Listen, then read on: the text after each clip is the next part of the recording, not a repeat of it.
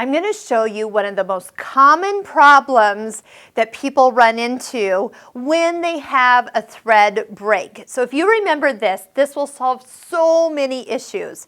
So I'm talking about possibly a looper thread, a lower looper or an upper thread that has broken, and you need to get in and you fix the problem. So you've rethreaded the looper that was the problem. Maybe both of them came undone.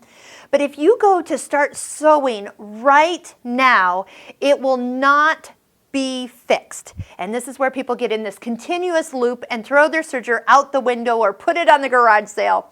And yet it's one simple solution. Now, do you remember the order we threaded the serger in and how important that was?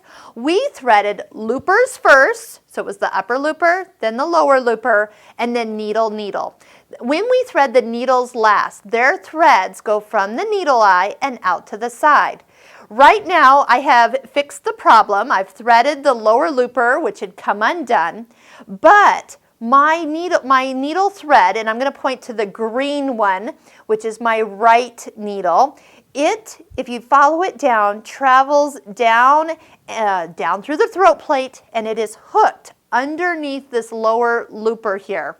And what happens is by leaving that in position or out of position means that it was not where it should be. Now you can fix that with one simple solution. You could unthread the needle and thread it again, okay? I'm not that type of person, but I can see that if I slide something skinny, like maybe even my screwdriver, underneath the presser foot, I can kind of drag that thread out from down underneath the throat plate. So now it's just coming out to the side. It's right over to where, like I had just threaded it. I could even pull it out so it's on top of the foot just like the other one. Now when I start to serge, it's like I threaded this from scratch.